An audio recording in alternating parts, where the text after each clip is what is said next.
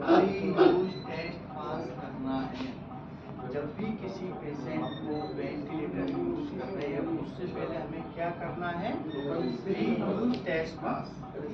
इससे क्या होगा कि हमारा वेंटिलेटर प्रॉपर वर्किंग में है या नहीं है, ये हमें कंफर्मेशन करना है। इसके लिए हमें क्या करना होगा, ये हमारे दो ट्यूबिंग होती है, एक होती है एयर पॉइंट, एक होती है ऑक्सीजन पॉइंट। ओके, तो एयर पॉइंट को हम एयर पॉइंट में लगाएंगे, ऑक्सीजन को ऑक्सीजन में लगाएंगे।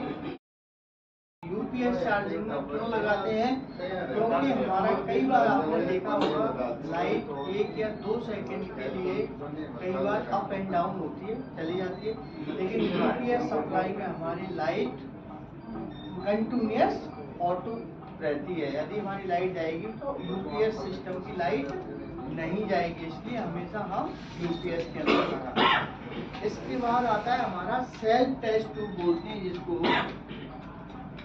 इसको बोलते हैं सेल्फ टेस्ट ट्यूब। इस ट्यूबिंग से हम हमेशा इसको सेल्फ टेस्ट पास करते हैं। ठीक है, इस ट्यूबिंग को हम, ये ट्यूबिंग क्या है, सेल्फ ट्यूब पास। इसको हम एक कॉर्ड को इसमें लगाएंगे और एक कॉर्ड को हम इसमें लगाएंगे। उसके बाद हम जाएंगे pre use check. Okay, pre use check पे हम क्लिक करेंगे यस। इसके बाद ये सारे पैरामीटर्स पास करेगा, जो भी पैरामीटर इसके अंदर फेल्ड आएगा, इसका मतलब है वो पैरामीटर हमें चेक करना है कि फेल्ड क्यों आया है, इसका मतलब हमारा वेंटिलेटर वर्किंग में नहीं है। तो जिससे हमें कॉन्फिडेंस हो गया ना कि हम किसी मरीज पर लगाने से पहले हमारा वेंटिलेटर चेक पास हुआ या नहीं हुआ।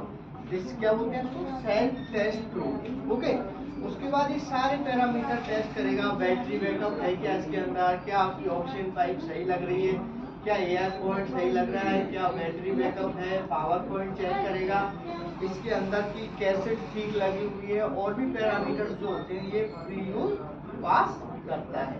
जब ये पास करने के बाद में जब टेस्ट हो जाता है तो हम उसको वेंटिलेटर पे यूज करते हैं। इसके बाद हमें इसमें ये पता होना चाहिए कि कौन से मोड हमें सेट करने हैं।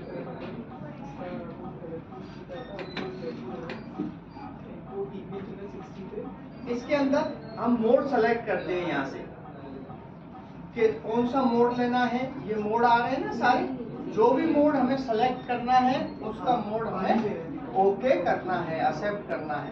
इतना आ गया।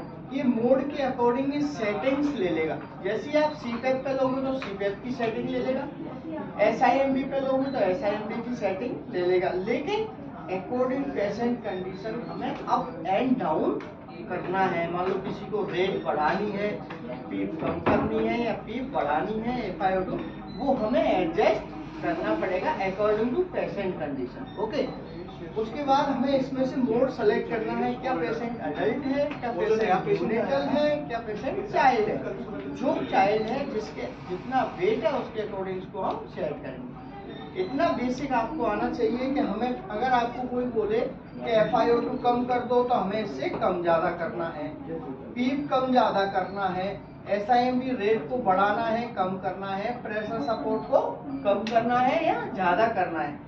जिस पेशेंट को आप देख रहे हो at a time of handover हमें ये सेटिंग्स अपने दिमाग में बिठानी है कि ये सेटिंग क्या चल रही है।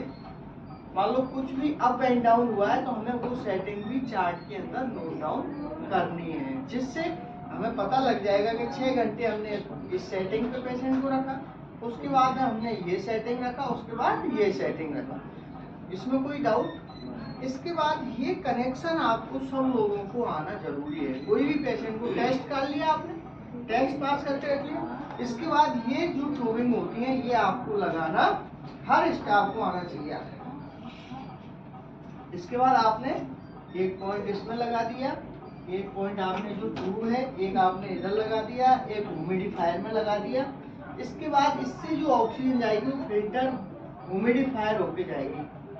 ऑक्सीजन जो है ना हीट वायर है, इससे हीटिंग ऑक्सीजन जाएगी। ओके, डायरेक्ट भी आप लगा सकते हो, लेकिन हीटेड जब हमारे पास ह्यूमिडिफायर अवेलेबल होता है तो हम लॉन्ग टाइम पेशेंट को अपन ह्यूमिडिफायर लगा के ही ऑक्सीजन करते हैं। समझ में आएगा? इसमें कोई डाउट? इतना कर सकते हो। डेली बेसिस पे आके अपने को ये सर्किट अटैच करना आना चाहिए। मैं हर एक स्टाफ से करवाऊंगा। अभी आप फोटो खींच लो कैसे कैसे सर्किट लगी हुई है और आपको डेली बेस पे आके लगानी है। ठीक है, इसमें कोई डाउट? कर लोगे? समझ में आया? कितना समझ में आया? पूरा आया? सिग्नेचर